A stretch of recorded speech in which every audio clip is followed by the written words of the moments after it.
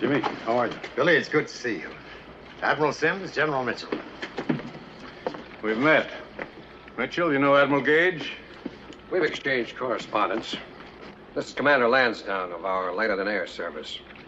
His dirigible will patrol the area during maneuvers. I know the commander. General Mitchell? I'd like to clearly state, Billy, that I'm extremely and utterly impartial in your dispute with the Navy. That's why the General Staff assigned me to decide whether to allow you to carry out this mission. I assume you have no objection to me? I wouldn't want a fairer judge. Very well, then. Admiral, will you state the Navy's position? That battleship is the primary target of our maneuvers. The Air Service believes that it can be sunk by aerial bombardment. The Navy denies this and asks that they be allowed to sink it with naval gunfire. Why does the Navy feel that the ship can't be sunk from the air? That ship was once the pride of the German Navy, a battleship Ostfriesland. The British called her the unsinkable dreadnought. Are you aware of these facts, General? Yes, sir. General, would you care to fly back to Langley Field? I'll show you exactly how I intend to sink her. Yes, I'll be glad to. Gentlemen.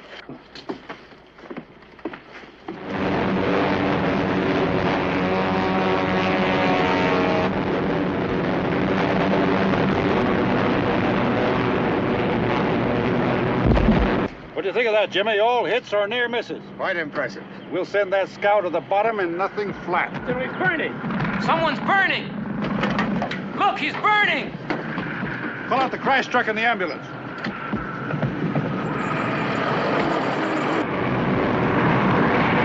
Why doesn't he use his parachute? We have no parachutes.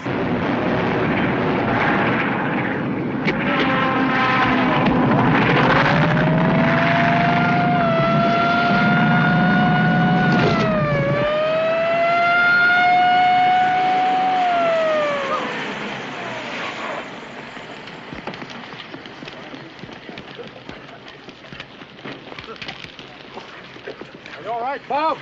Yeah, I guess so. I'm a little singed around the edges. What happened? It's that fuel line. I smelled gas in the cockpit when I took off. Why'd you go up when you knew something was wrong? General, if it isn't one thing, it's another. Today it was that fuel line, yesterday it was an oil pump, and last week I almost lost a wing. And yet I'm luckier than a lot of the guys. Now you see, Jimmy, why I need money so badly. You certainly could use some improvements, but that's not an impressive weapon any way you take it. It can be. Come here, I'd like to show you something. Halt! Sentry, this is General Guthrie. Give me a hand, will you?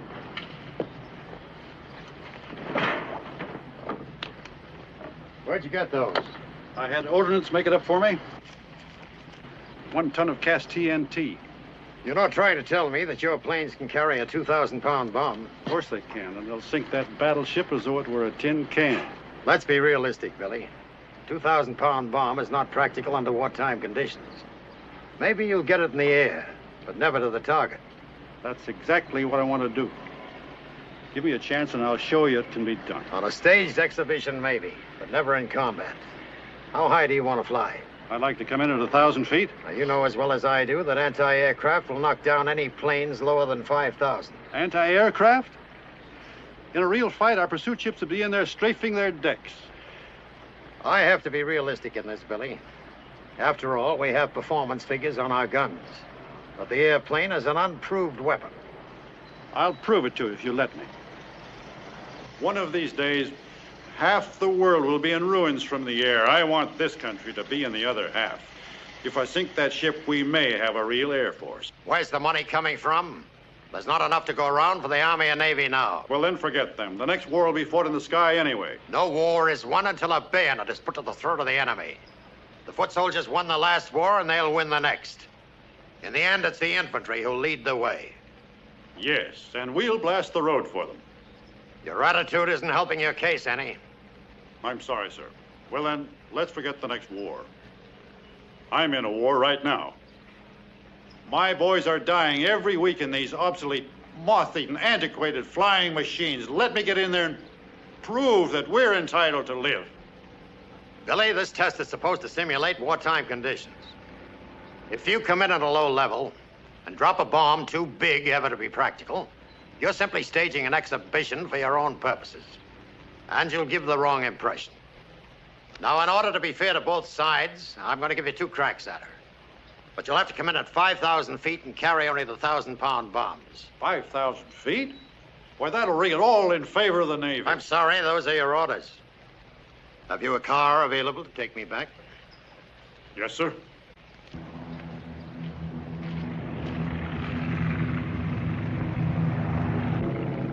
I'd like somebody to tell me why the taxpayers of this country should throw their money away on a useless military toy called the airplane. The theory is, Senator, it might come in handy in time of war.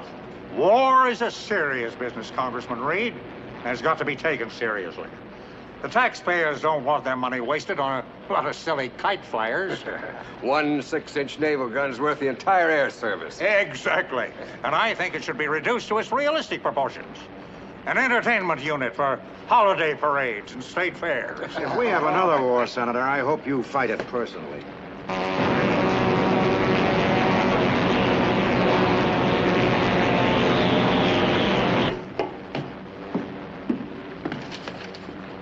General Mitchell has signaled, requesting permission to commence bombing. Has he reported his altitude? He's at the 5,000-foot level, sir.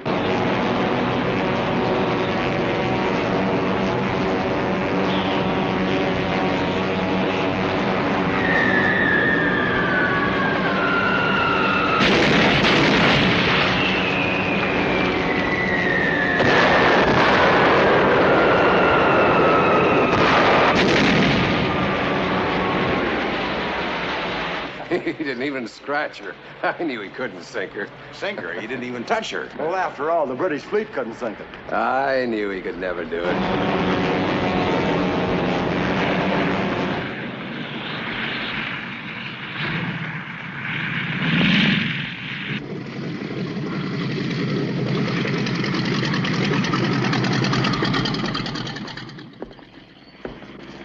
General, I want new orders for tomorrow.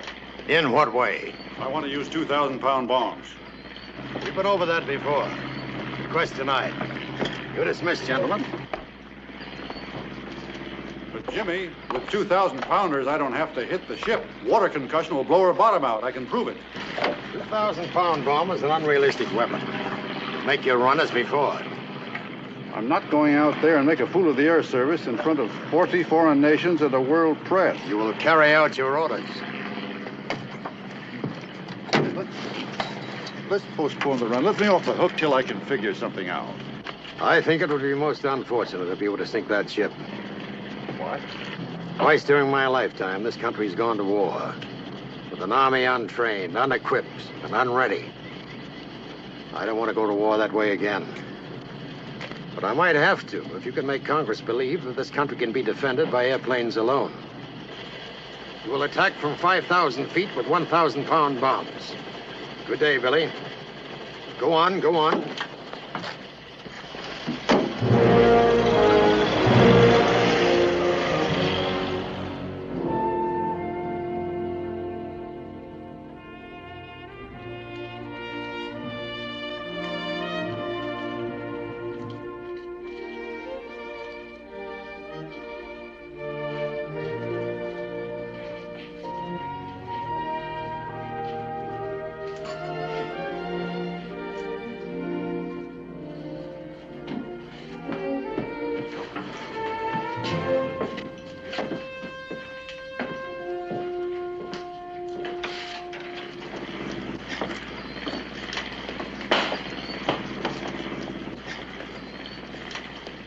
What's going on, boys?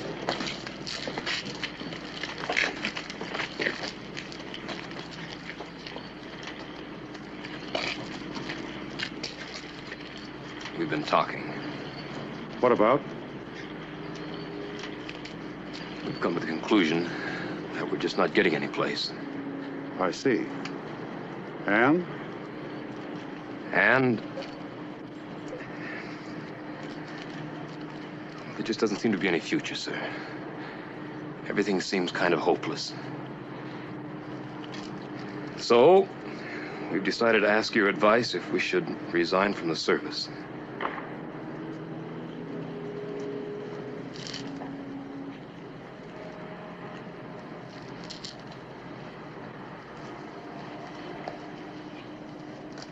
You want me to tell you to quit flying?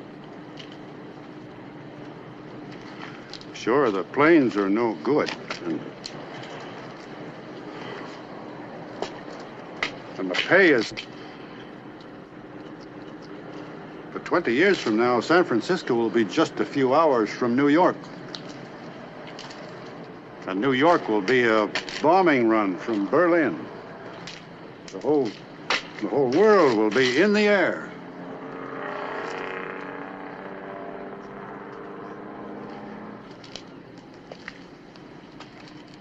Go ahead and quit if you want to, but don't ask me about it.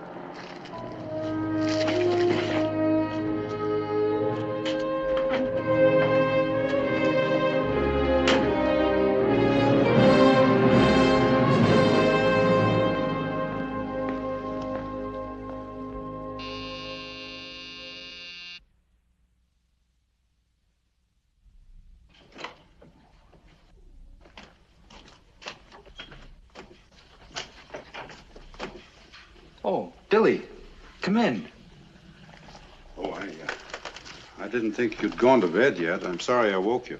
Go on back to sleep. No, come in. Billy. What are you doing in Washington? I didn't mean to disturb you. I've just been driving around. Thought you might be up. I'd better go. Don't be silly. Can I get you anything? Oh, thank you, Margaret. I wouldn't be very good company tonight. You look tired. Why don't you sit down? I'll get you a glass of milk. I know how you feel, Billy. There's tough luck about the ship.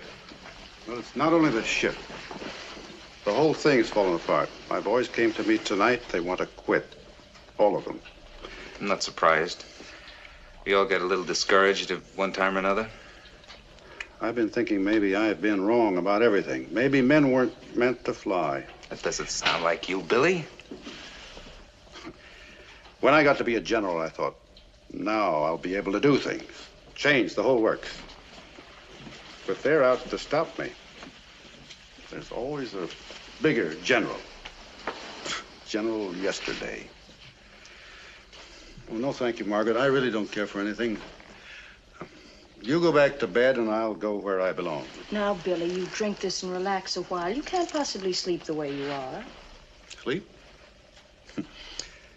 There's a little job I have to figure out for tomorrow. How to sink a great big steel-covered, unsinkable battleship when my commanding officer has made it impossible.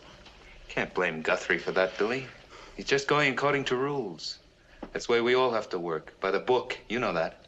Sure. We go by the book. Suppose some other country throws away the book. Then where are we? I've got to open their eyes to what can happen to them.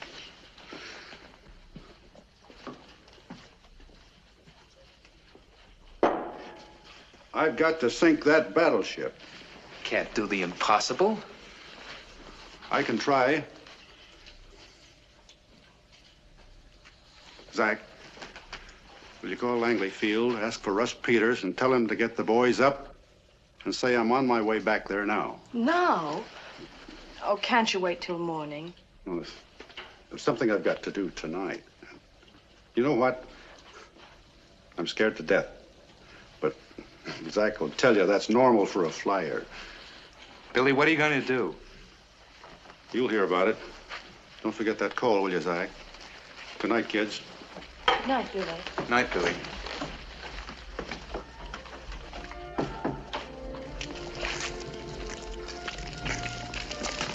What is this all about? I don't know. Call came from Washington.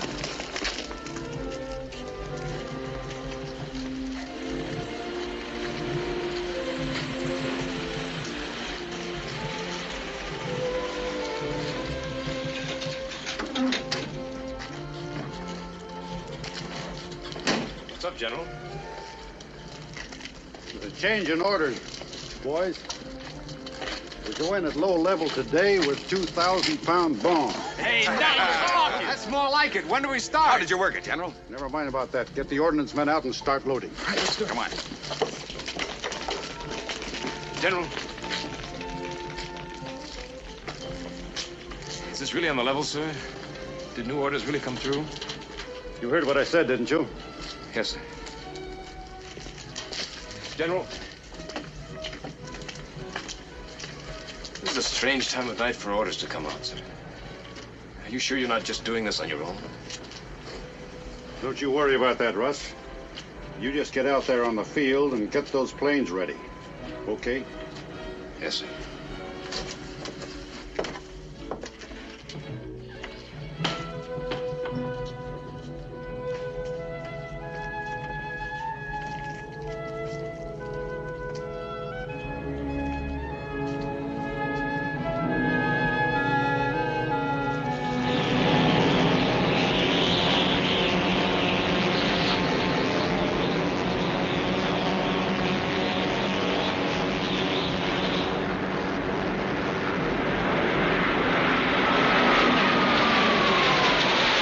Doing? They're dropping down for a low-level attack. But that's against the rules. Did you authorize this change of procedure? Absolutely not.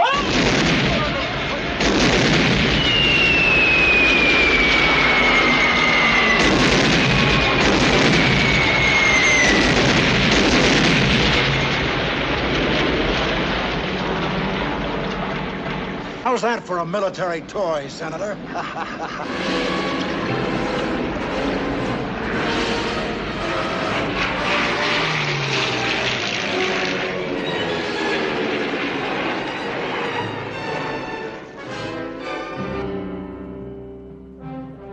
General Mitchell's whole course has been so lawless, so lacking in reasonable teamwork, so indicative of a personal ambition for his branch of the service, at the expense of everyone with whom he is associated, that his actions render him unfit for a high administrative position such as he now occupies.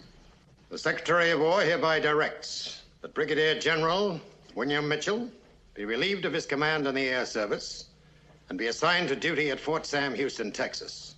To accommodate his new duties, General Mitchell will revert to the rank of colonel. Would you excuse us, gentlemen?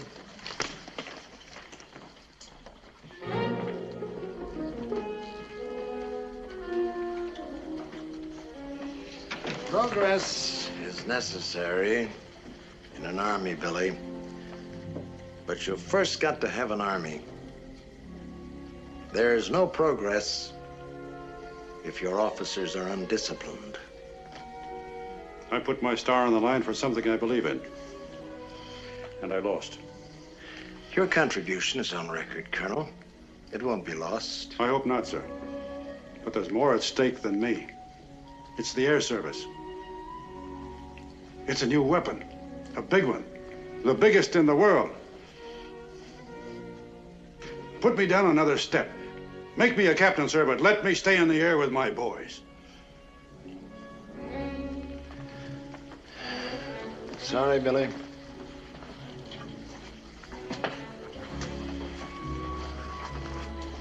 Anything else?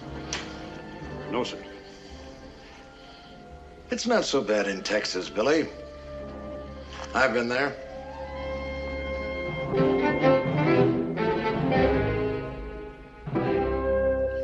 Yes, sir, General. Without a doubt, your fort ranks at the top of the list of the military establishments we visited on our tour. That's right, General. Well, that's mighty fine of you, gentlemen. I appreciate it. A little more, Congressman? Oh, thank you, General. There's a request I'd like to make, though. Why, certainly, Mr. Reed. What is it? There's one of your officers I'd very much like to talk to. If it isn't too much trouble, could I see Colonel Mitchell? Mitchell? Why, of course. I'll send for him right away. No need to take him away from his duties. I just want to say hello. If somebody could show me where he is, I can find my way back here. Of course, of course. It is recommended that said shed be located within 20 yards of the machine shop and be of sufficient capacity for the storage of spare parts as well. Suggested dimensions Thanks very much. I'll find my way back. Frank, what are you doing here? I'm on a junket. Thought I'd drop around and see how you are. Well, I've lost my stars, but still have all my buttons. Gee, I'm glad to see you. How are things in Washington? Give me the news. There hasn't been any since you left. Sergeant, will you take these to Major Anderson, tell him they're okay? Yes, sir. Well, how are all my boys? Have you seen them? The ones that are left are all right. Have you seen Russ Peters? I haven't heard from him lately. He's all right. Better off than you are. This climate must remind you of your Philippines campaign. Nobody's shooting at me here. The heat should be great for your malaria.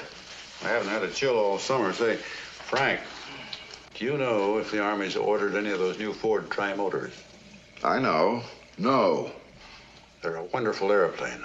Isn't there something you can do about it? They won't listen to me. What are you going to do about it? All I can do, I'll write another letter to headquarters. I write one every day, sometimes two. Oh. You know, Billy, they've just put up a new building in Washington for letters like that. It's built in the shape of a wastepaper basket. I'm the man that can fill it. It's disgraceful what they're doing to you, Billy. You may not know it, but you've got plenty of friends, and I'm speaking for all of them.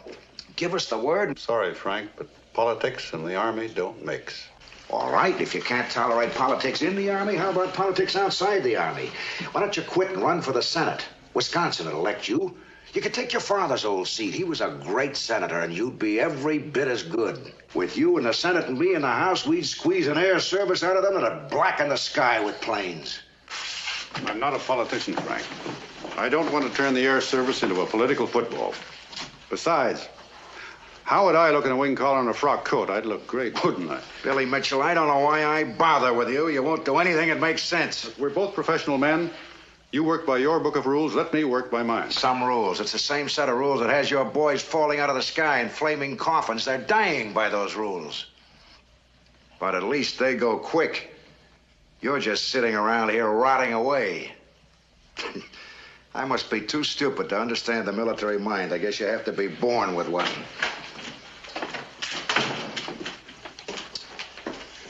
Well, so long, Billy. Don't get writer's cramp.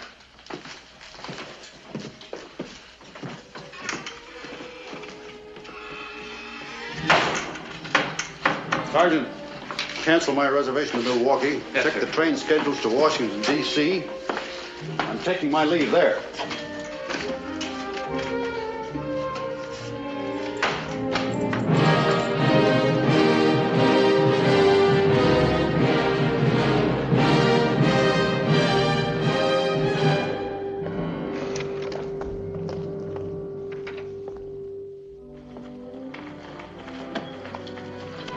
Good afternoon, sir.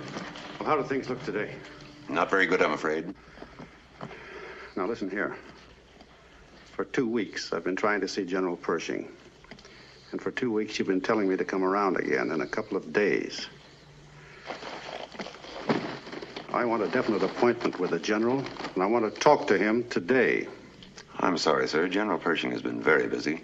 If I may suggest, sir, that you try some other department, such as the... You've told me that before. And I've tried. And they've all referred me back here. General Pershing is the only one who can help me. Colonel, a great many people want to see the General. You must realize his time is extremely valuable. I'm here to try to save lives, not time. And if you'll forgive me for saying so, Colonel, I think the lives of the flyers are equally as important as the General's time. General Pershing has an important staff meeting scheduled for the remainder of the day. Thank you, Colonel. You're welcome, sir.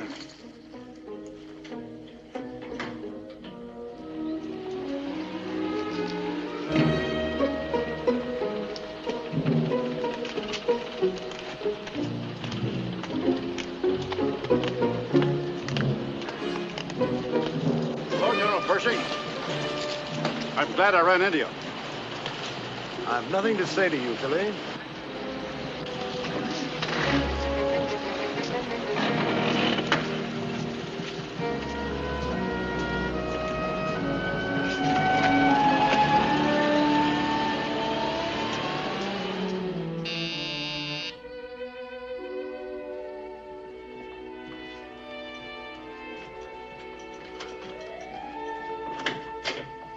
Billy!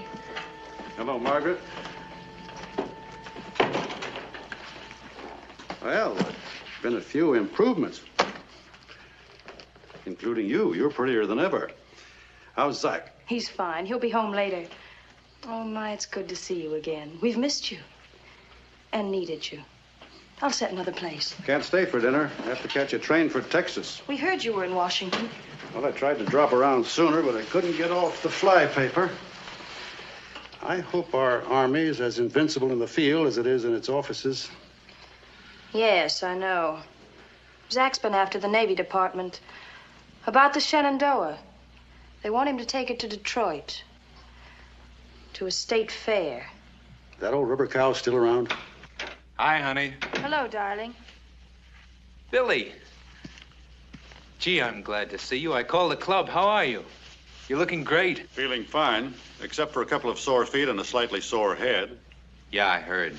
It's a shame. How do you happen to be home so early, Zach? Orders came through. What orders? We're taking the Shenandoah up in the morning. Oh, no. It'll be all right, honey. Don't worry. But you said you wouldn't take her up again. I did everything I could. I kept arguing till the order came through. You can't stop now. You said you'd never take her up this time of year. Honey, I've got my orders. I'd understand if it were a war or even a maneuver, but they're just doing it for publicity. Publicity's supposed to make Congress vote us money. Billy, please stop him. Please tell him not to go. You're the only one he'll listen to. Margaret, please. Don't worry about it, Margaret. It's a lousy balloon, but it'll have a good crew aboard and a good skipper. Besides, if the Navy's not worrying about it, why should you? Look, I've got to run now. I'll be back for another crack at Washington in a few months, and we'll have a real reunion then, hmm? You have a car outside? No. I'll help you flag a cab. Goodbye, Margaret. Be right back, honey.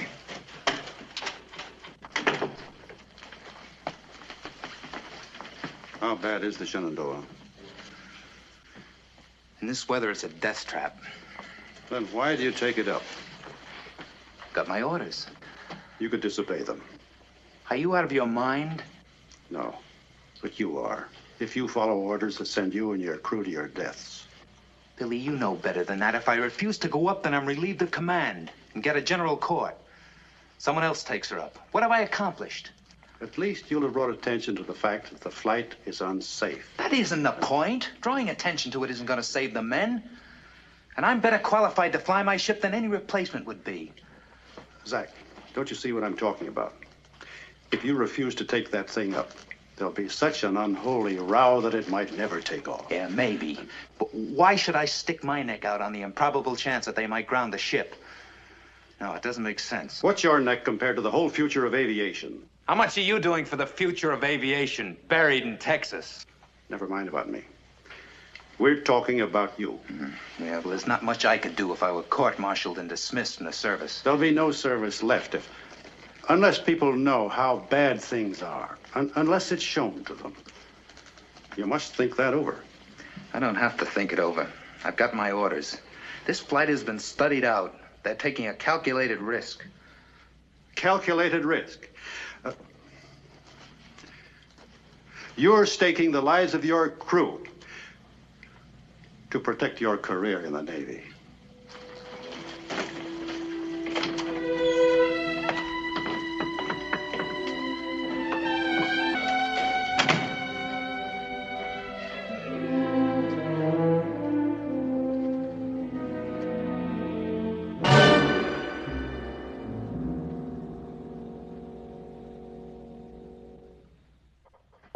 Oh, hello, Billy.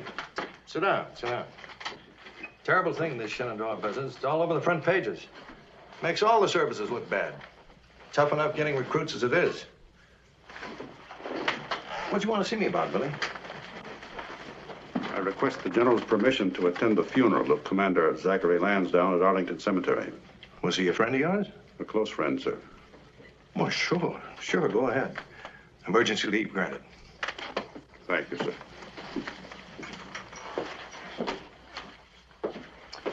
Oh, wait a minute, Billy. You're one of those fly boys yourself. I don't know how headquarters is reacting to this. Public opinion may be running very high. Reporters running all over the place covering the funeral and asking questions. Better let me get a confirmation from Washington before you take off. May I ask the General's permission to withdraw my request, sir? You mean you don't want me to get a confirmation? No, sir. Whatever you say. Thank you, sir.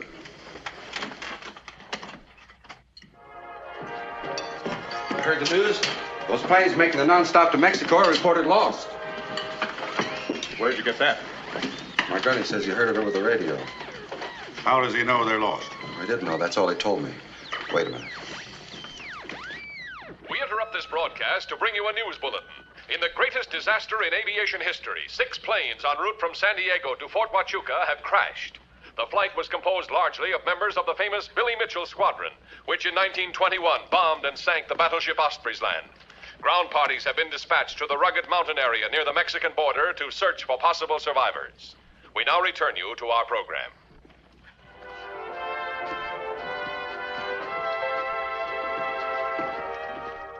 I've asked you gentlemen of the press to come here because I want to make a statement.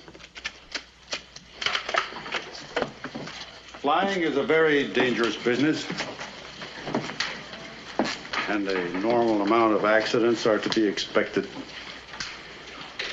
But these recent disasters of the Shenandoah and the planes of the Army of the Mexican flight are outside the range of normal accidents. I would not be keeping faith with my dead comrades if I kept quiet any longer.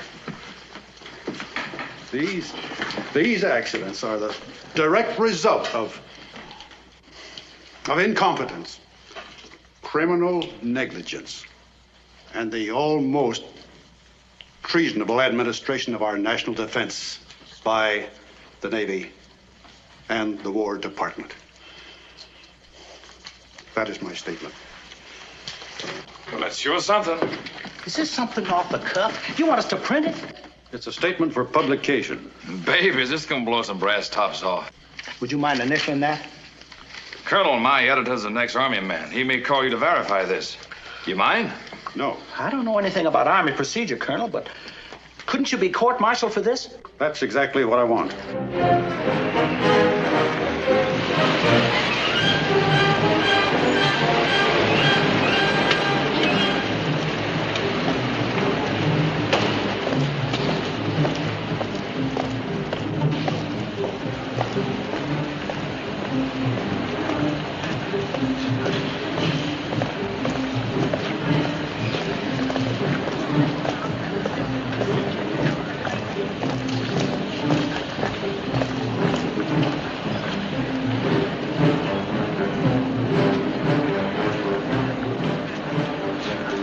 Colonel Mitchell?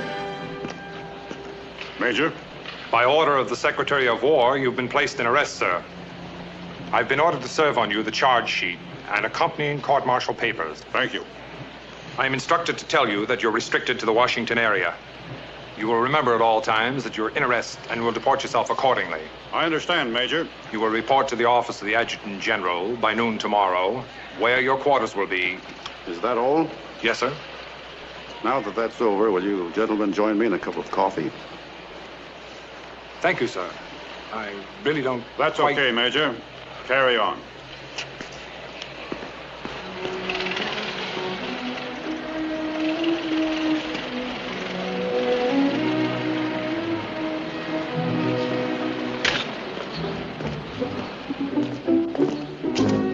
Mitchell. Good morning, General Guthrie. I don't suppose it's occurred to you to resign. Resign under fire? Not a chance, sir. I must say I'm sorry, Mitchell. Sorry for the Army.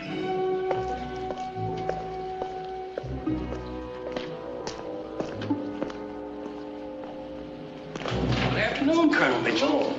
I'll send it right out. Welcome back. Good to see you again, sir. Thank you, Phil. Can I have my old room? It's ready for you, sir. Excuse me. You're Colonel Mitchell, aren't you? Yes. I'm Lieutenant Colonel White. I've been appointed your defense counsel by the Judge Advocate General. I'm glad to see you. Come up to my room, Colonel. We can talk there. Fine.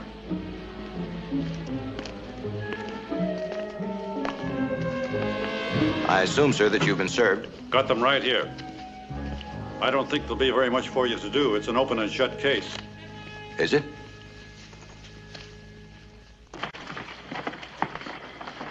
Oh, yes, I'm guilty. Definitely. You plead guilty? No, I guess I'll have to plead not guilty if I want my day in court. You mean you did it deliberately? I had to make somebody listen to me. You chose the hard way, Colonel. I know it, and I haven't got a chance, but I want to go through with it anyway. Sound crazy, don't I? No, sir. No, I think I understand. Have the members of the court been announced? It just came through. I saw General Guthrie downstairs. So did I. What does he have to do with it? You've been appointed the president of the court.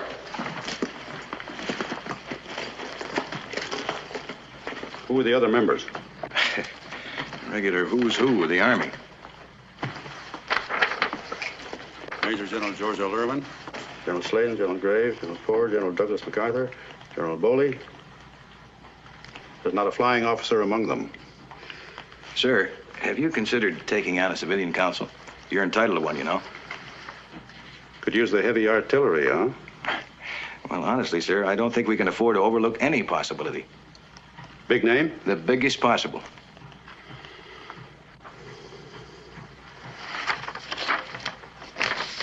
I've never had to go outside the Army before.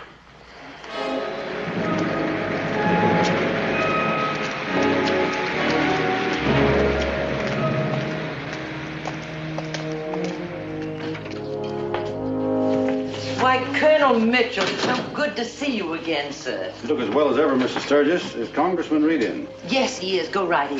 Thank you. Hello, Frank. Billy, it's about time you showed up. Well, boy, you finally did it. You kicked them where it really hurts, and I'm proud of you. I hope you're here for the reason I think. You're going to let me handle this for you? You're stuck with me. I've been counting on it. Been preparing for you ever since you got in your jam. I'm ready to go to court tomorrow. Now, let's see what section they've thrown at you. I thought so. Article 96, the catch-all clause. Covers everything from kicking a horse to kissing a sergeant. Conduct prejudicial to the good of the service, my eye. Now, this is the way I see it. We won't wait for the court-martial to start in on us. We'll open up on them first. We'll call a big press conference. We'll issue a statement. We'll blast the Navy right out of the water. Then we'll take on the general staff of the Army. No, Frank, no. What's the matter? I don't like it. I don't want it. I won't fight that way. This is what you've been fighting for all these years. A chance to get recognition for the air service. A chance to tell the people about the importance of air power. You haven't changed your mind about that, have you? No, I haven't changed my mind. I want a new air program and a new air service. But I don't want to wreck the Army to get it. Or the Navy either. I don't understand you, Billy. In a fight like this, it's all or nothing. I don't see it that way. I see. You want to kick the Army in the pants, but you want to do it politely.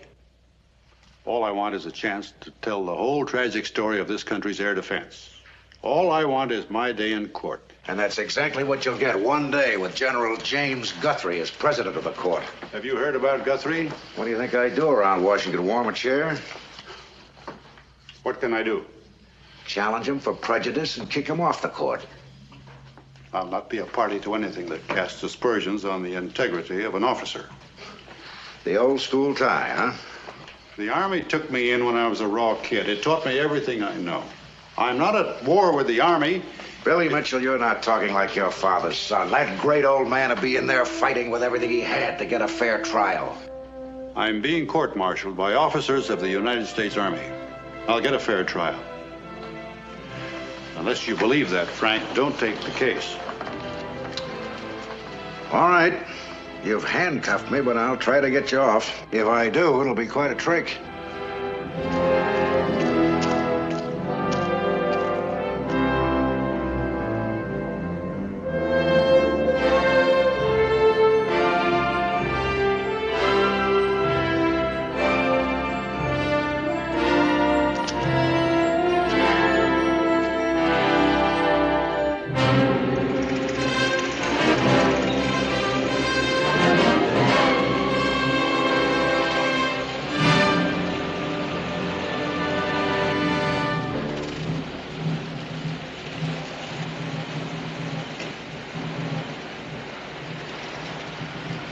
This looks like a warehouse. It was a warehouse. Last night they converted it into a courtroom.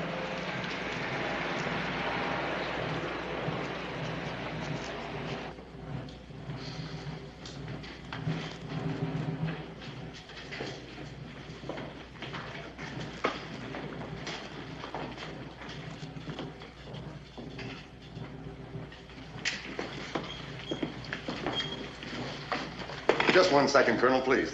Thank you. Good morning, Colonel Moreland. Well, I see we're tangling again. Yes. Well, good luck.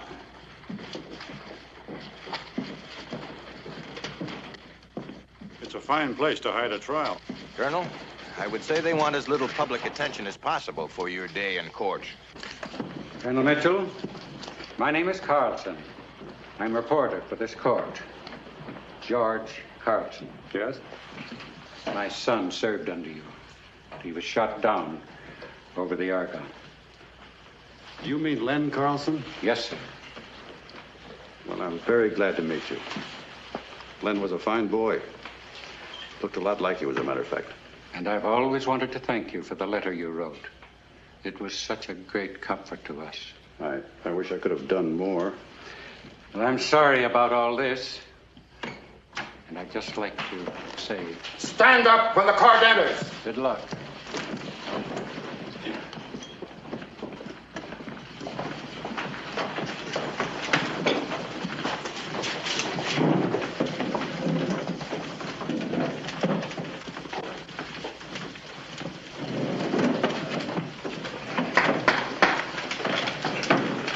The court will come to order. Colonel Moreland. Prosecution is ready to proceed with the trial of the United States against William Mitchell, Colonel.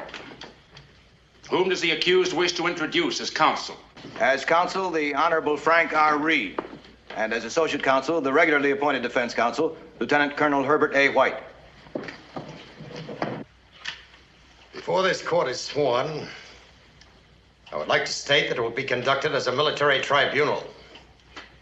I expect the fullest cooperation from both sides to bring it to the speediest possible conclusion. The trial judge advocate will now swear in the court and read the charge. Further, that the accused did conduct himself to the prejudice of good order and military discipline, and in a way to bring discredit upon the military service.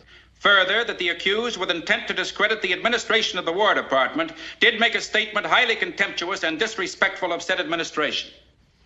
Colonel Mitchell, you have heard the charge and the specifications. How do you plead? Not guilty. Prosecution may proceed. The prosecution does not desire to make any opening statement. If the court please, I wish to withhold my opening argument until the government states its case. However, we intend to show that Colonel Mitchell's statement was justified by the deplorable conditions in the Army and the Navy. Justification is not an issue here. This is a very simple case. Did or did not the accused make the newspaper statements attributed to him? If he did, he's guilty. Not if the statement's true. We want You will have an opportunity to develop that point later, Mr. Reed. The trial judge advocate will call the first witness. Prosecution calls Carl Tuttle. Mr. Tuttle, are you the author of this article, which contains an alleged statement by the accused? Yes, sir, I am. At this time, I ask that this newspaper be received as the prosecution's exhibit number 1. It will be so received. Now, Mr. Tuttle, who gave you this statement which later appeared in the columns of your newspaper? Colonel Mitchell, sir. And it was printed exactly as he gave it to you? Yes, sir. Well, where did Colonel Mitchell give you this statement? In his office in Fort Sam Houston. And how did you happen to be there? Colonel Mitchell telephoned my editor and asked him to send over a reporter. No further questions. Does the defense desire to cross-examine? Mr. Tuttle, did your paper make any effort to find out the truth or the untruth of Colonel Mitchell's statement? Well, yes, sir. I was put on the story. What did you do?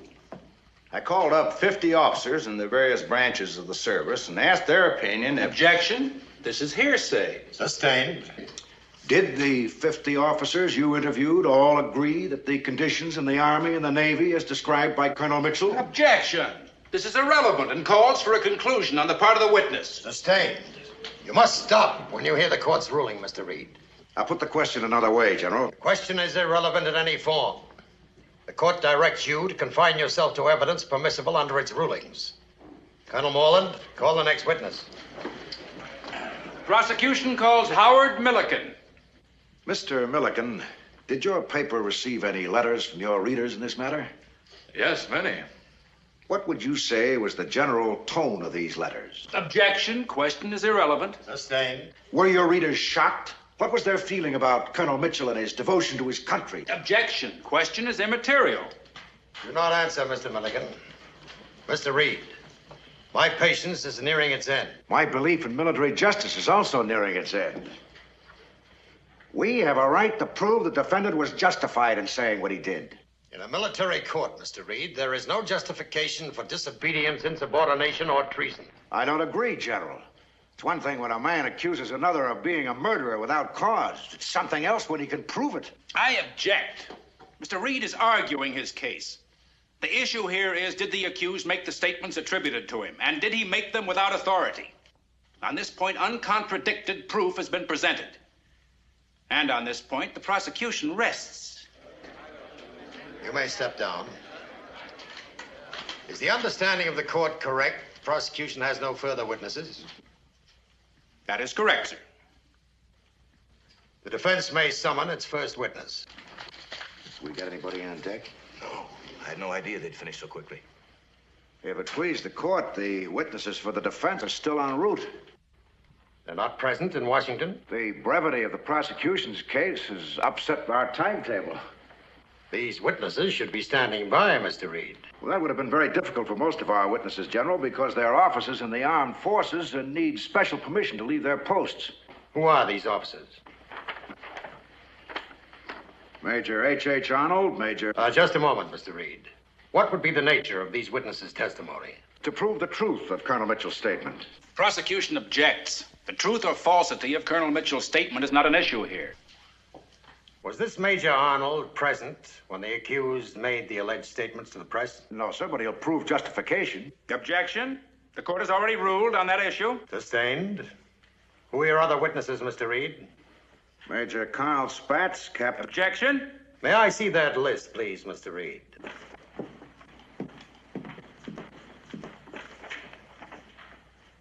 Captain E.V. Rickenbacker, Congressman Fiorello LaGuardia, Admiral William S. Sims.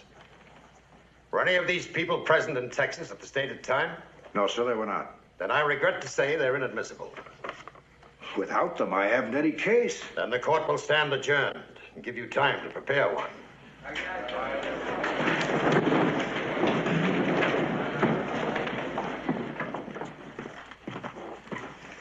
What do you think about the day's doings, Colonel White? It's court procedure. My dear friend, that's not a court. A man's allowed to defend himself in a court, even a triple murderer. They're operating under Army rules, Frank. You stay out of this. I got to figure out something with the colonel or we're through. Licked. There's no way of changing the procedure, Mr. Reed. You call that procedure? The accused is permitted to give his name and address, then off with his head. We'll get our innings. We'll get nothing. You don't have a chance if they don't let us try to prove you were justified in making that big pronouncement of yours. It's like refusing to allow a defendant to present an alibi. I'll give them what you call my alibi. I'm going to testify, and I'll give them my story in full for the court and for the whole country. And I'll bring up all the justification there is. You're talking through your hat. You'll be asked, did you or did you not make that statement, yes or no? Am I right, Colonel? That's right. Colonel, what do you think the chances are of our getting one justification witness into this trial? Non-existent. If they let one understand, they'd have to let them all. And I've got to stall and I can get an idea. You know what a filibuster is? When a politician can't think of anything to say, he talks. I'm going home and gargle. And now, if the court please, I ask permission to read into the record newspaper comments concerning this trial. These are editorials which have been printed in newspapers from coast to coast. I wish at this time to have them entered as evidence for the accused. What is your purpose, Mr. Reed? Are you seeking to delay the proceedings of this court? I believe that public opinion has a bearing on the deliberation of this court. Objection. Irrelevant and immaterial. Sustained. You are obviously addressing the ears of the press, Mr. Reed. You were instructed to make your publicity statements outside the precincts of this courtroom.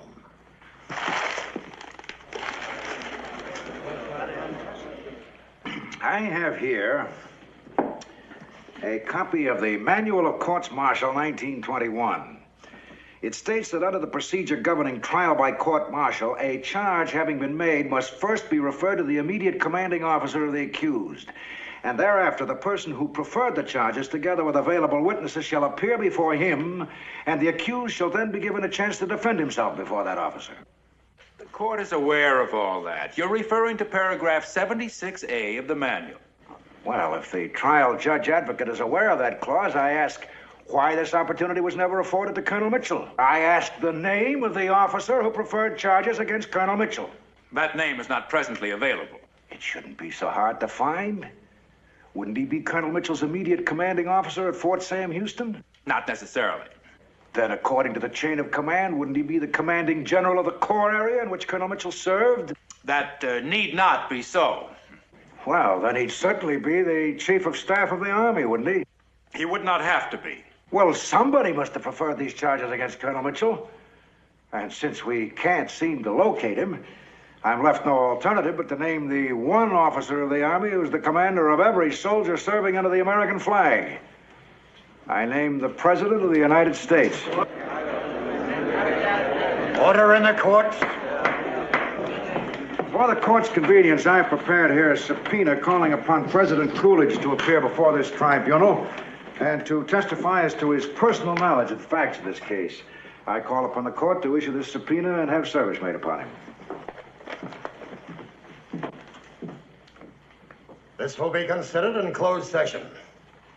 Court will adjourn.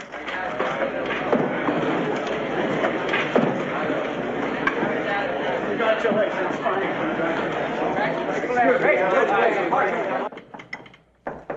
It's open. Morning. I'm disappointed. I thought it'd be President Coolidge. Had your breakfast? Yes, thanks. They're all in the dither. Who's that, Colonel? The newspaper boys. That Cal Coolidge thing has them all agog. The newspapers aren't going to help us. They're good for crying at a funeral or a hanging. They've never yet stopped one. Come in, it's open. Gentlemen, we can make a deal. A what? A compromise. Now, this isn't official yet, but my connections assure me that if you'll retract your Texas statement, they'll pressure the War Department into letting you off with a reprimand. I have a draft of a statement here I think they'll accept. Can I see it? Hey, this isn't bad, Frank. In fact, it's very good. Dignified, no crawling, or error through overzealousness. That's fine. Excellent. Have you got a moment, Billy? I can't do it. How's that? I can't retract what I've said. For heaven's sake, why not? You only said it to get your day in court. You found out you can't have a day in court where you're allowed to prove anything, so you're losing nothing. The trial isn't over yet. Maybe I'll get a chance to say what I've got to say. What are you expecting, a miracle? Day after day you've sat in that courtroom. You know you'll never be allowed to open your mouth on anything other than the charges brought against you. Don't be a fool, Billy. This is no good. Get out of it while you can. I can't think of myself alone. There's all the rest of them. There's the whole future of this country in the air. I've got to go on with it while there's any chance this trial will break open. And you must go on trying to win for me, Frank. I never said I'd win for you. I hoped I'd get you off. That's just what I've done. I've saved your career for you. I've made it possible for you to stay in that precious uniform of yours. That's the best I can do. That's the best anybody can do.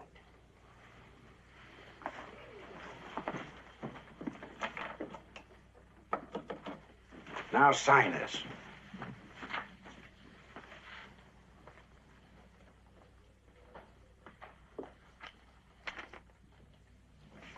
I can't do it, Frank.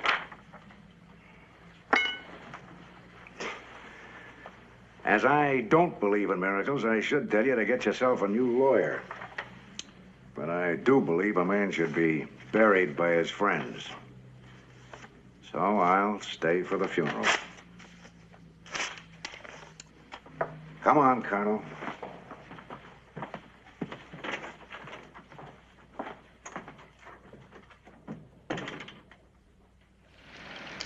Now, why don't I give up? What am I struggling for?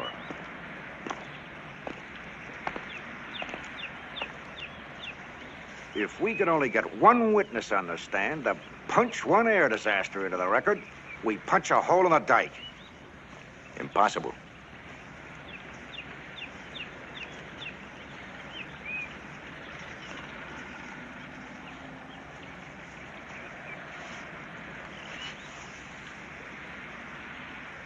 Margaret Lansdowne. It's against procedure. It's perfect. It's the other half of our case. Don't you see, it wasn't only the Army Billy accused, it was the Navy, too. The Navy wouldn't listen to Lansdowne any more than the Army would listen to Mitchell.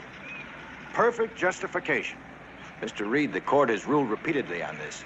They won't allow her to take the stand. The widow of a naval hero? When the papers print her story and spread it in headlines across the country, no court on earth can refuse to put her on the stand.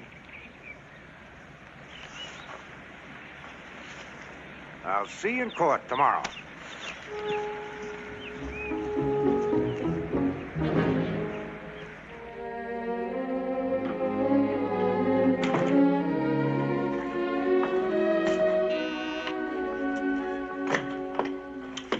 Mrs. Lansdowne? Yes. I'm Congressman Reed. I know. I've seen your picture in the papers. May I come in? I know what you're here for, sir, and my answer is no. I'm sorry. May I talk to you a minute, please? If you wish. Do I understand you correctly that you don't want to testify for Colonel Mitchell? That's right. But why? You must have a reason. I wish you'd tell me what it is. I'm sorry, I can't. May I sit down, please? I don't think we have very much to say to each other, Mr. Reed. I think we have quite a bit to say. Please.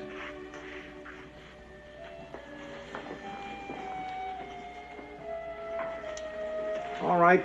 If you don't want to tell me, I won't ask you why you don't want to testify. Maybe you have a reason. Maybe somebody got to you and convinced you not to talk. Maybe you think you ought to protect somebody. I don't know, and I don't care. But one thing I must know, though. Please don't think I'm impertinent, Mrs. Lansdowne. I assume that you loved your husband, am I right? Of course. All right, and you know that he died fighting for a cause? Yes. That his sense of duty was so strong that he took up a ship that he knew was unsafe, and that he fought in every way possible to keep grounded. How do you know all this? That's immaterial. I'm trying to tell you that Billy Mitchell is fighting the same fight your husband fought. And if your husband were alive today, he'd be right in there with Billy, helping him in every way he could. Please, I wish you wouldn't. The only way to avoid such needless, futile sacrifices as your husband made is for the people to know the truth. Billy Mitchell has staked his entire military career to get it to them. And I know that your husband would want you to help him. You know he would, too. Mrs. Lansdowne, may I ask why you have waited until now to spread this tale in the newspapers? Nobody asked me before. And who asked you now? It was my own decision. As I understand it, Mrs. Lansdowne, you and Colonel Mitchell have been close friends for a long time? That's right. Isn't it possible that you came here to aid an old friend at the expense of the exact truth? I object. Sustained. Very well. You say, Mrs. Lansdowne, that Colonel Mitchell did not ask you to testify here. That's right. Did someone else ask you? Yes. Who? Congressman Reed. Congressman Reed. And did Congressman Reed suggest that you tell the story as it actually happened Or did he perhaps suggest that you emphasize elements in it which would prove favorable to Colonel Mitchell? I object most violently to the suggestion that I suborned this witness. I am only trying to find out why this witness... You are trying to imply that I put pressure on Mrs. Lansdowne to come here and perjure herself. I think, sir, that my reputation in the Congress of the United States... I am not impugning your reputation. Order in the court. Allow me to rephrase my question. Prior to your appearance here, was pressure brought to bear on you? Yes. Very strong pressure. Well, suppose you tell us about it. I was told not to testify. Not by whom? I'd rather not say. Go ahead, tell them. Tell them who told you not to testify. Some friends of my husband. Naval officers. Objection! Let us speak. Tell the court what they said. Just a moment, Mr. Reed. Mrs. Lansdowne, you're making a very serious charge. Are you telling this court that you were approached by naval officers who asked you to withhold information? Yes, sir. Tell the court who they were. I object. This is irrelevant and immaterial. Objection overruled. I would rather not identify them. They thought they were doing it for the good of the Navy. What did they say? They said it was the duty of a Navy wife to protect the service at all costs. Didn't you agree with that? Yes. They told me that my husband was a naval hero, and that I owed it to his memory not to drag his name through the mud of a trial. Then what made you change your mind? Because I realized that by telling the truth, I would be doing my duty to the Navy and to Zach. If Zach were alive, he would be here to testify for Colonel Mitchell. I am testifying in his place and telling the truth. He tried everything. He wrote letters, made phone calls, protested to everyone. He knew it wasn't safe to take that ship up.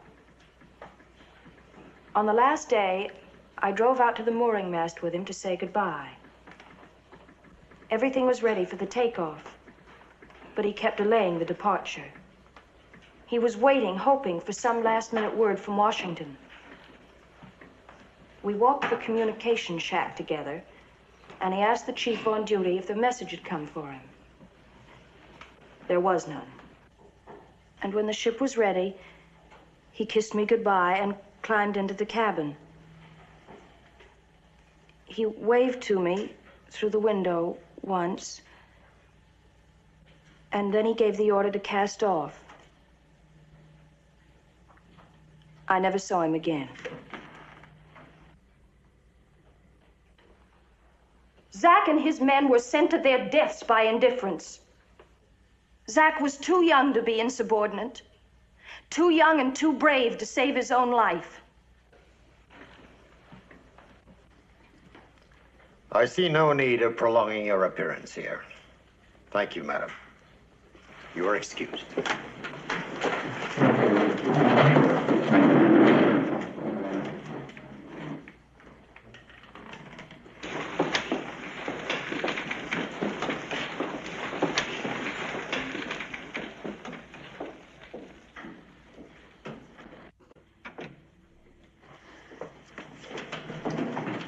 Prosecution moves that Mrs. Lansdowne's testimony be stricken from the record as irrelevant and as a violation of the court's previous ruling on justification witnesses. The defense considers Mrs. Lansdowne's testimony to be of extreme relevance. Moreover, I request the court to reconsider its prior ruling about justification witnesses and allow the defense to call the witnesses whom it has previously requested. In my opinion, the entire court should vote on this objection. The court will be closed.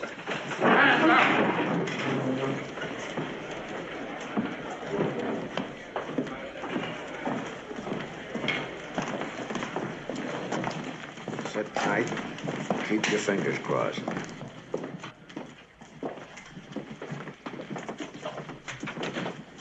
Thank you. I'd say that this changes the whole picture. I don't see how. She's just an emotional woman. Emotional or not, I think we ought to listen to her. And to anyone else who may have pertinent testimony. I agree with MacArthur. Well, I don't. We're here to try Mitchell for insubordination. We're not here to listen to a lot of wailing about the Navy or to hear people try to justify his behavior. You just said it. We're here to try Mitchell. And to give him a fair trial, we have to listen to every bit of evidence, whether or not it's technically called a justification. Did you hear what that girl said about the Shenandoah? Suppose other witnesses had equally positive testimony. The trial will go on for weeks, and the publicity would be bad for everybody. Well, that's the chance we have to take. The whole foundation of our legal system, and of our country for that matter, rests on the right of a man to defend himself. On his right to use every means to defend himself. He may be wrong, but at least he's entitled to tell his story. And the minute we forget that, we're in grave danger. I mean that, gentlemen. Very grave danger. I agree wholeheartedly with General MacArthur. Anybody else have any thoughts? I haven't. No, I think not. Then I suggest we vote on it.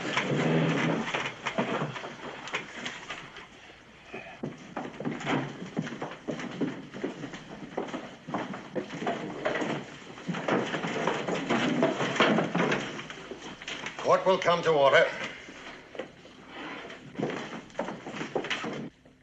Under the 31st Article of War, it's the court's ruling that the motion to strike Mrs. Lansdowne's testimony is overruled. And that the defense may proceed with its witnesses. Order in the court.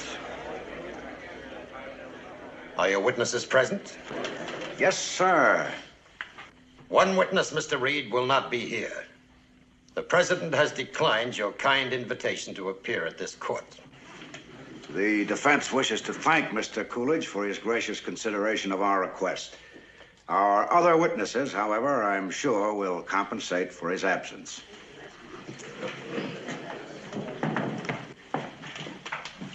Major Hap Arnold. Major Arnold, how many pilots have we lost in peacetime flying? The total is 517, sir. That is from January 1919 to date. How many of them met their deaths in modern planes? In machines built since the war, 12 were killed. To your knowledge, Major, have there been any recommendations made to the General Staff with respect to safety measures for the air service? Yes, sir. Dozens of them. Most of them by Colonel Mitchell. Do you know what became of them? Yes, sir. They've been filed. Thank you. Captain Rickenbacker, will you tell the court how many enemy planes you brought down in the last war? Yes, sir, 26. Approximately how many hours did you spend flying over enemy lines? About 300. Now, based on your experiences in the World War, I should like to ask you 3 questions. First, is it proper to send an aviator up without a parachute? It's suicidal. It's like sending a man to sea without a life preserver. Second, what is your opinion of the aircraft presently being used by our flyers? The graveyards around our airfields prove their worth. Third, do you happen to know what the aviation rank of the United States is in comparison with other nations? According to the latest information I have, I understand we're now in 8th place. Thank you, Captain Rickenbacker. No witness. Would it surprise you to know, Captain, that the latest official reports contradict most of your so-called informed statements? I wouldn't be surprised at anything in the official reports you refer to. I would be surprised if anybody believed them. No further questions. Major Spatz, what is your present military assignment? I am chief of the tactical unit section of the training command. Now, Major Spatz, can you inform this court as to how many planes our armed forces presently have for combat purposes? Yes, sir. 9. But the War Department carries on the Army list 1,800 planes. That is technically correct, sir. But of that number, 1,400 are museum pieces, which are obsolete and of little serviceable use. And the remaining 400? 331 of those were flown in France in 1917 and have not been modified or improved since. And the remaining 69? 60 are used for training purposes. That leaves 9 for use against a possible enemy. And of that number, not one pursuit ship is equipped for wartime service. So you believe that the organization of the tactical unit of the Air Service is being retarded by the War Department? I do. Thank you, Major. Thank you very much.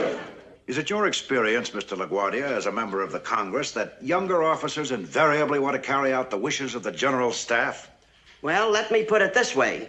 When the Army testifies before Congress, it operates like a self-greasing axle. Thank you, Congressman. Your witness. Mr. LaGuardia, is it true you made a speech in New York in which you said Colonel Mitchell is not being tried by a jury of his peers? That is correct. By what logic do you arrive at the conclusion that general officers in the United States Army are not equals to Colonel Mitchell? That's easy. Their feet are stuck in the mud. Not one of them has ever flown in an airplane.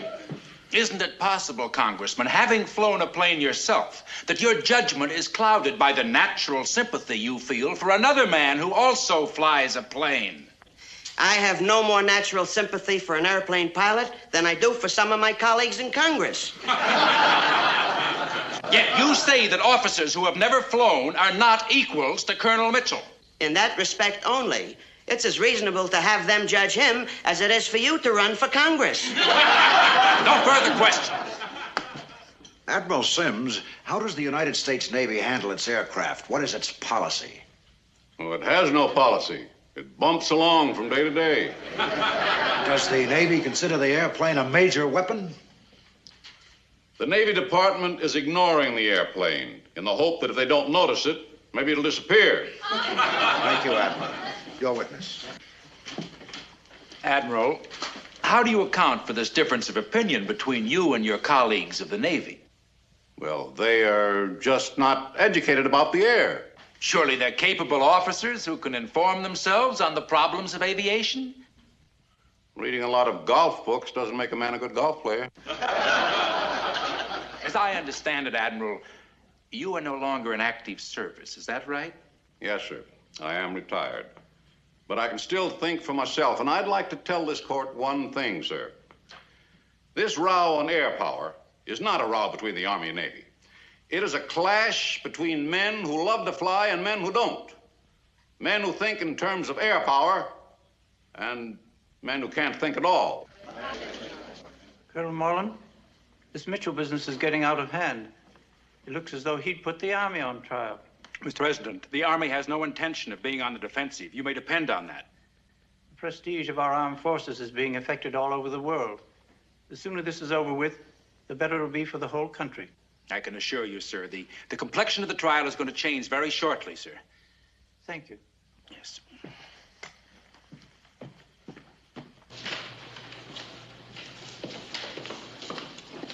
Where's the... Josephine in my flying machine going up she goes, up she goes.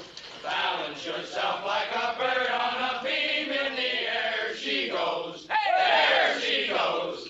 Up, up, a little bit higher. Oh, my, Hey! What's the matter with Congressman Reed? He's all right. Who's all right? Congressman Reed. George, bring Congressman Reed a couple of brass hats on toast. Hey, they're not very good. They're hard to digest. Yes. Gentlemen, I move that we appoint Congressman Reed President of the United States. Hey! Thank you, gentlemen. I promised to move the White House into a bomber. First, I'd like to talk to my client. Where's Colonel Mitchell? He's still in his room. Come on, Mr. Reed, let's go get him. Come on, Josephine in my flying machine going up she goes, up she goes.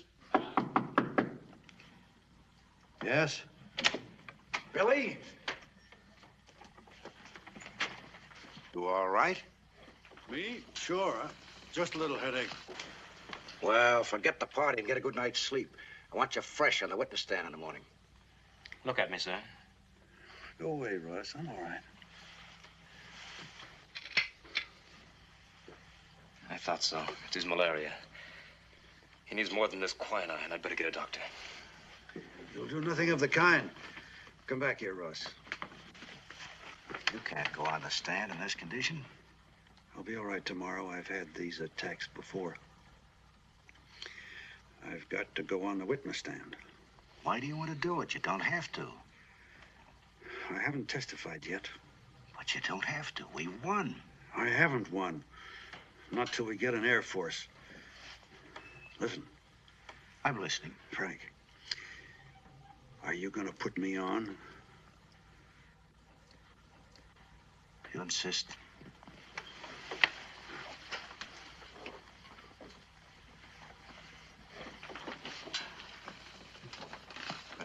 out to Russ. Ask him to stand by in court tomorrow. He may be needed.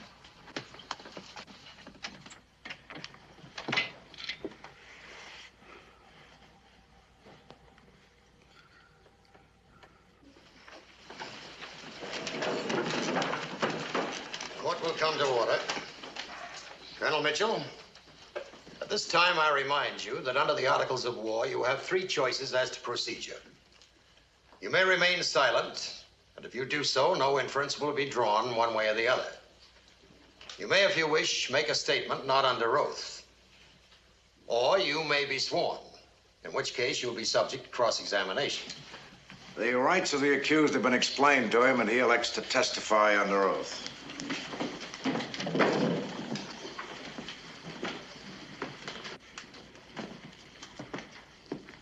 Do you swear the testimony you shall give in the proceedings now before us shall be the truth, the whole truth, and nothing but the truth, so help you God? I do.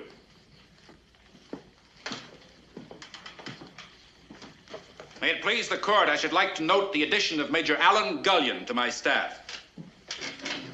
He shall conduct the cross-examination of Colonel Mitchell. Who's he? He's one of the best legal minds in the Army. I didn't know he was in Washington.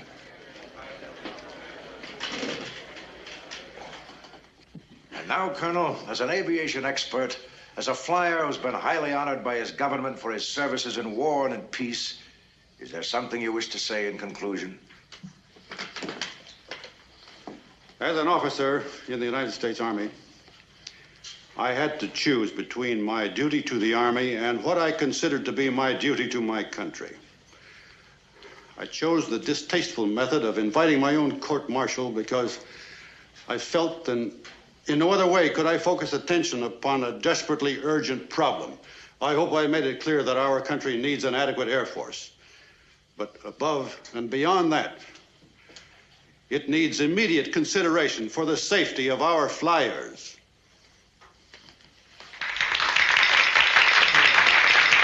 Order in the court. Order in the court. Thank you, Colonel. I know your words will not go unheeded by the people of this country. You may cross-examine.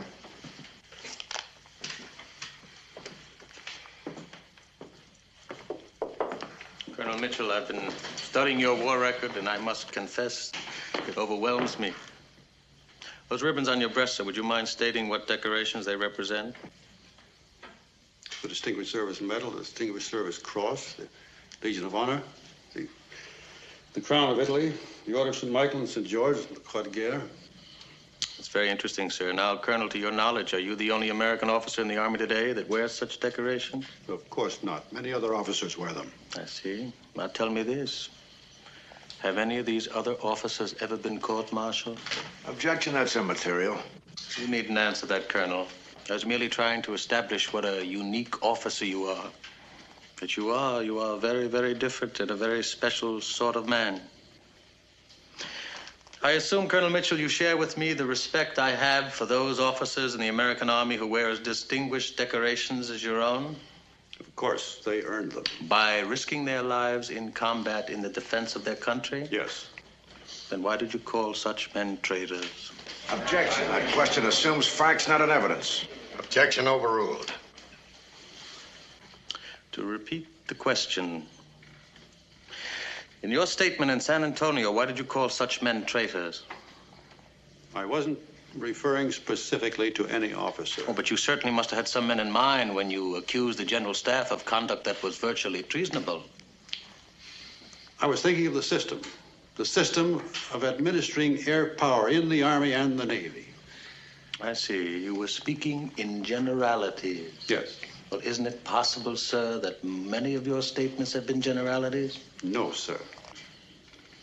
And am I to understand when you use a phrase, guilty of criminal negligence, that you meant that? That statement was and is accurate.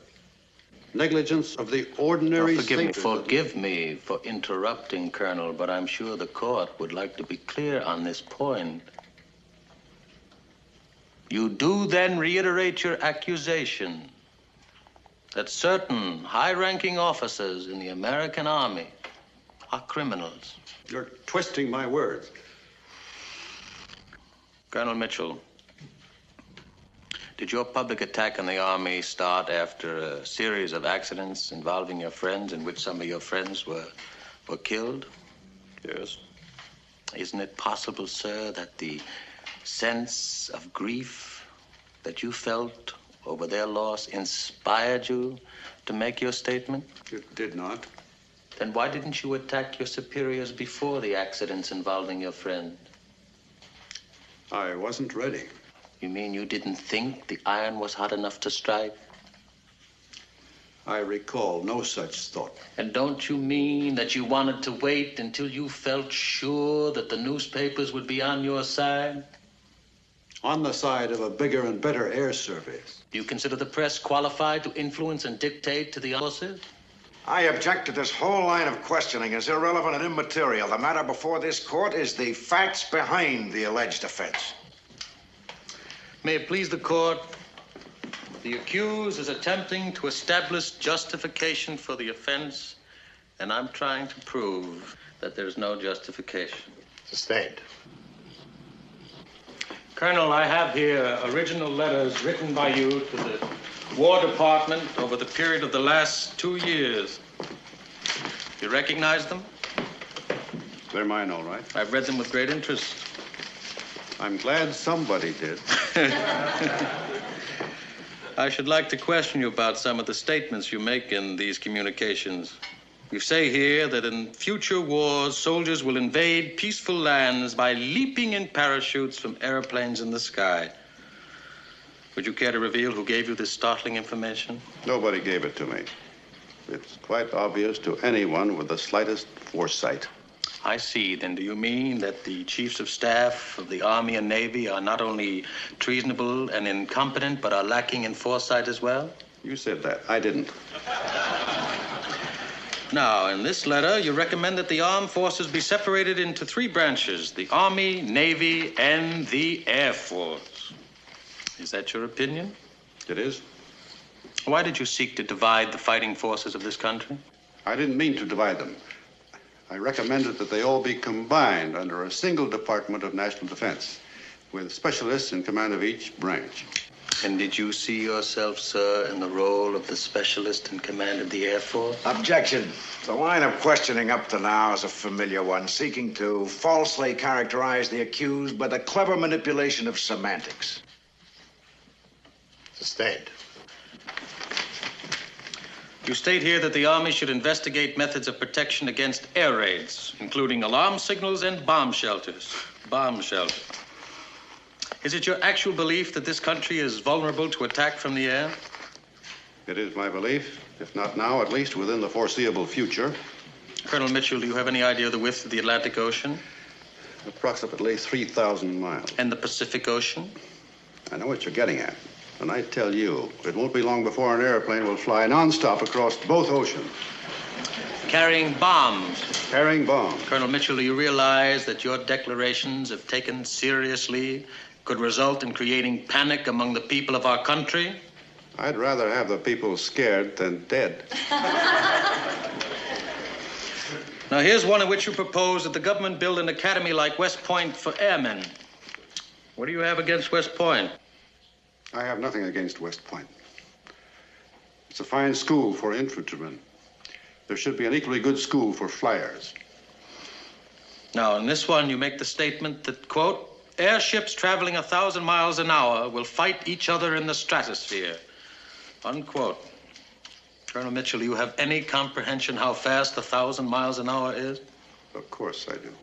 Do you know that it's faster than the speed of sound? It's approximately 250 miles faster than the speed of sound. Are there any airplanes today that can go 250 miles an hour? We don't have any, I can tell you that. But you said, sir, that they wouldn't only go 250 miles an hour, but they would go 250 miles faster than the speed of sound. That's correct. Well, now, would it be asking too much if I could learn from you what crystal ball you got these astounding facts from? Objection. The prosecutor's attempting to ridicule the witness. I'll answer that question. There is no crystal ball. Anyone with any knowledge of the air knows that the ultimate speed of aircraft is almost unlimited. It depends only on technical developments. Amazing.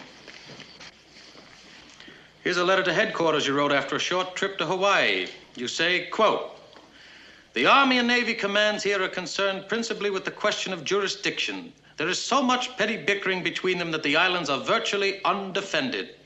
Unquote. Do you consider that a proper observation to be made by an officer about his superiors? That was written in connection with my belief that air power will control the Pacific. It's very important that the missions of the Army, the Navy, and the air be sharply defined. Thank you. You seem to have quite a bit to say about Hawaii, Colonel. For example, you write that Pearl Harbor has no adequate defense against air attack. It hasn't.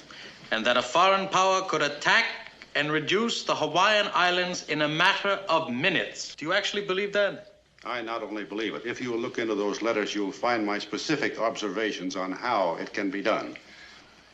I was coming to that. Oh, yes. Here it is. Your letter dated December 14th, 1923. I'll read this slowly and distinctly because I want the court to know that you are second to none, that you are an expert in palmistry, table tipping, and the reading of tea leaves. I object. The prosecutor's being abusive. Objection sustained. My apologies, Colonel. I'll let your words speak for themselves. Preceded by scouting submarines, enemy aircraft carriers will lay off the island of Oahu at a distance of about 150 miles. The attack will be launched in 2 waves and without warning. The first wave will strike at Pearl Harbor, Schofield Barracks, and the Ford Island Airdrome, and the naval fuel and ammunition dumps. This attack will be followed by a second shortly thereafter, its objectives being the city and wharfs of Honolulu. Colonel, what was your condition? What was your state of mind when you wrote this? If you mean, was I crazy? The answer is no. And you still cling to this prediction? Unless we repair our defenses, we can certainly be attacked. I see. Well, there's one piece of information I couldn't seem to find in your communications. Perhaps you could enlighten us. Does your crystal ball reveal by what enemy this mythical attack will be made? Objection. The prosecutor is goading By the whom, witness. Colonel? By Will whom? the court instruct the witness not to answer that question? I'll answer that question. The attack will be made by the Japanese.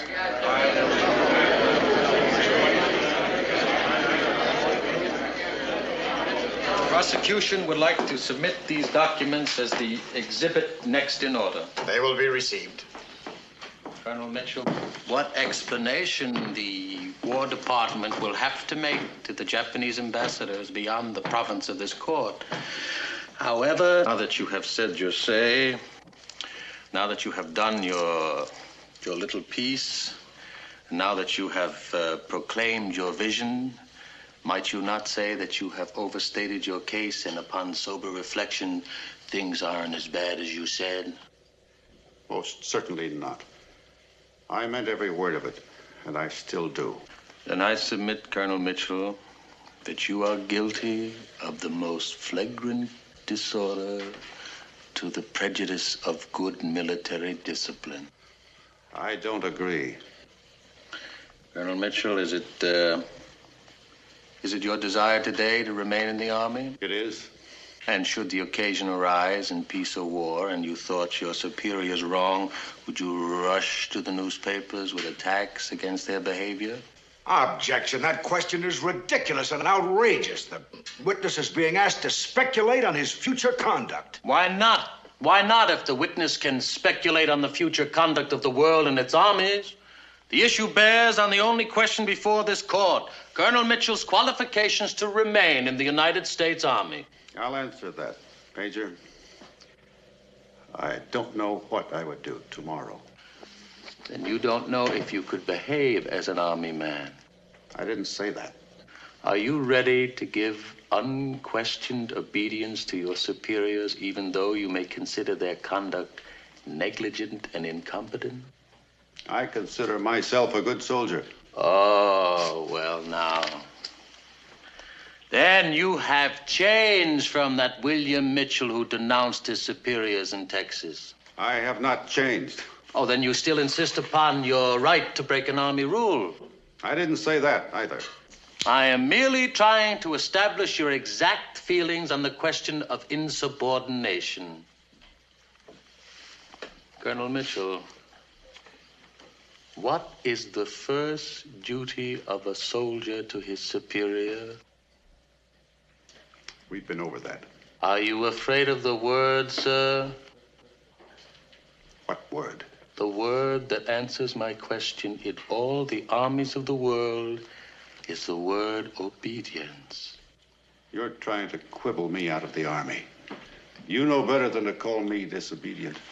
Colonel Mitchell, why didn't you resign from the army and conduct your campaign legitimately from a civilian position? Because I'm an army man, sir. And do you consider your statement in Texas justified? Objection. The witness is being asked to pass judgment on himself. I'll answer my... Colonel Mitchell, you don't have to answer that question. Objection sustained. In view, then, of your present opinion that your superiors are negligent and incompetent, could you give them unquestioned obedience should you be returned to duty? I asked the court to instruct the witness not to answer that question. I'll answer that question, too. You've asked me to state that I am unfit to remain in the Army because I have incurred the hostility of my superior officers. I can't admit that, and I won't. I've been wearing the uniform of the United States Army most of my adult life, and I've worn it with pride. But if being a good soldier is your kind of good soldier, of being unable to think for himself and say what he thinks, of being narrow and blind and insensible to a higher duty, you can have the uniform and all that goes with it. If trying to do something for your country, if fighting to correct injustice is being a bad soldier, then I'm glad I'm a bad soldier. This issue goes far beyond being a good soldier in his sense of the word. It goes beyond blind obedience and depends on a man's faith in his knowledge of what is right. If being a good soldier is submitting dumbly and passively to injustice, indecision, and complacency, then I'm glad I'm a bad one. Billy.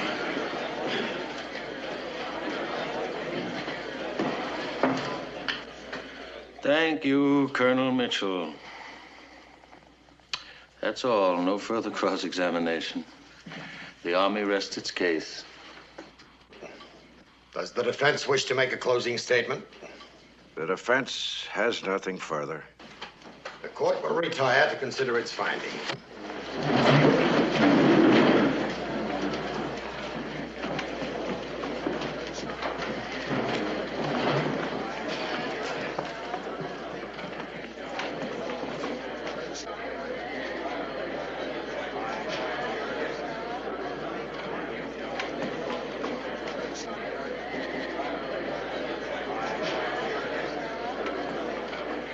Stand up when the court enters.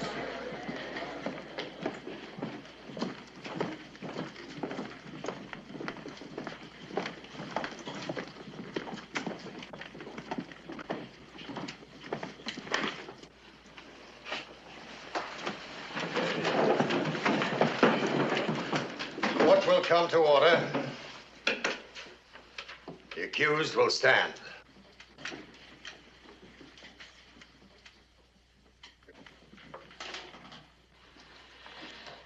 Colonel William Mitchell, the court in closed session, and upon secret written ballot, 2/3 of the members present at the time this vote was taken concurring therein, finds you of all specifications and the charge guilty.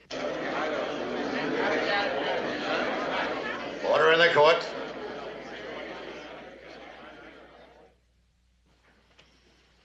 The court again in closed session, and upon secret written ballot, 2/3 of the members present concurring therein, sentences you to be suspended from rank, command, and duty, with forfeiture of all pay and allowances for a period of 5 years.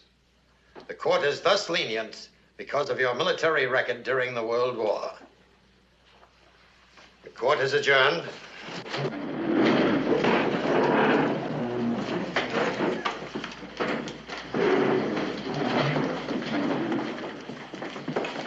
Do you have a statement to make, Colonel? Will you remain in Washington, Colonel? Is there anything, sir? But how do you feel about the Army now, Colonel? The Army owes me nothing.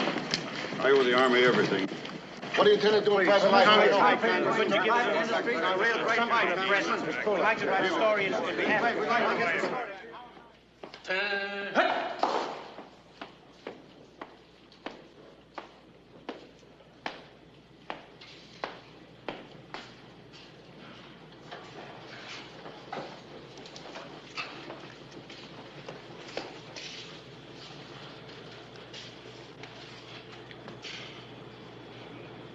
Thank you, gentlemen.